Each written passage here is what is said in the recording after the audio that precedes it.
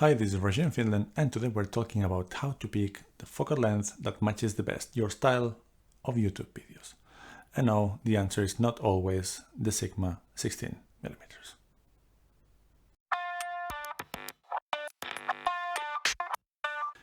And for the impatient ones, if you're the more dramatic and more energetic and maybe more comedic, then you might want one of these wider lenses, around 20 to 24mm equivalent in field of view.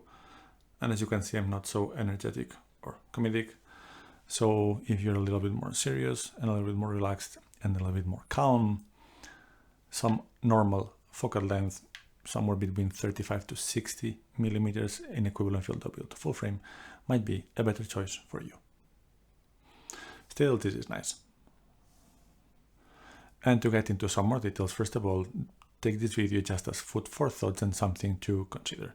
I'm not as arrogant as pretending to tell you exactly which focal length will be the best for you, but what I'm saying is that you should consider maybe which is the best for you. That might be different than others. And as mentioned a couple of times, the main point of this video is to not just recommend the Sigma 16mm as a generic answer. I've seen many times the question asked of what is the best lens or the best focal length for YouTube videos, and people just answer the Sigma 16mm. And don't get me wrong, it's a great lens, I love it. It's really sharp. It gives a beautiful image. Because of the f1.4, you get shallow depth of field even if it's a really wide lens. But it's not for everyone and it's not for every situation. And to illustrate the point, let me now move to the Sony a6400 with the 16mm f1.4 and let's see what we get.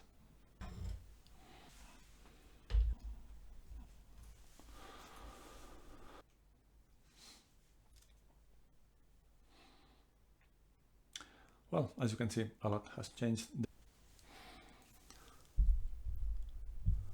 And now I need to repeat the whole segment because the microphones were on top of my head in my previous position. But now the image has changed, the proportions have changed. Maybe the size of my head in the frame comparatively is not very different than before, but how my head looks, how much things can you see in the background, that has changed a lot. And when is this suitable? When is this a good focal length to choose? Well, in my opinion, this works well with people who are very energetic and have a bit more dramatic style of presenting things, also using a lot of your hands. If you get your hands closer to the camera, they become huge. Or people that like to lean in and lean away from the camera. That obviously works pretty well in the sense that with a very little movement, like about 10 centimeters, suddenly you have a lot more drama. And that's something that you might be looking for. Here I'm taking like the introductions from Peter McKinnon or Potato Jet, which has a huge amount of energy, which I kind of envy, unless he needs to sleep for 20 hours a day. That's a different story.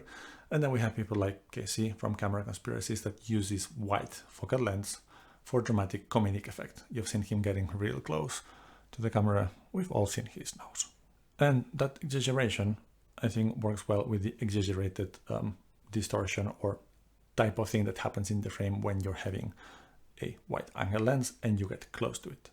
But what happens if you have a more relaxed, less dramatic, flat delivery? I don't think that this works so well because this goofiness feels a little bit out of place if I'm just not goofy or dramatic at all, which I'm not. So let me turn this off now.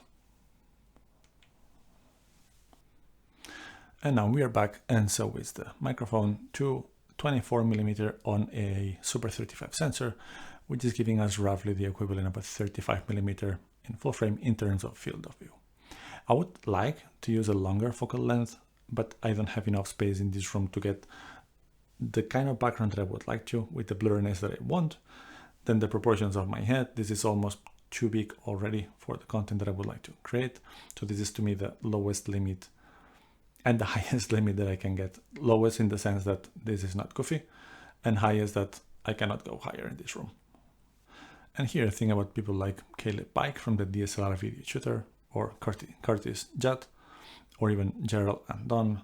If you compare them to Peter McKinnon or Potato Jet or Casey from Camera Conspiracies, they have a bit more relaxed, less dramatic delivery of what they are trying to say. They move a lot less, like back and forth, especially in the frame. And that's why I think that this type of more normal lens look fits that type of style. And I'm not sure what lenses they're using with what cameras at this moment, because all of them have been evolving, of course, but I'm fairly certain that all of them are shooting at 35mm equivalent or higher.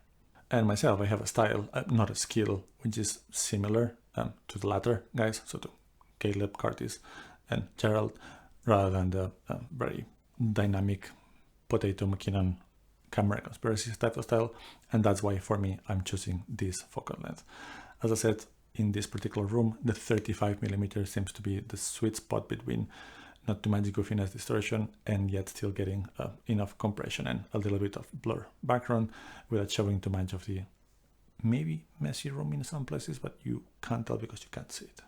So summarizing, and if I would like to get one thing for you to take away from this video is, I did not come here to tell you that if you're really fan, go with a 16mm Sigma f1.4, and if you're not fan, go and get a nifty 50. That's not the point.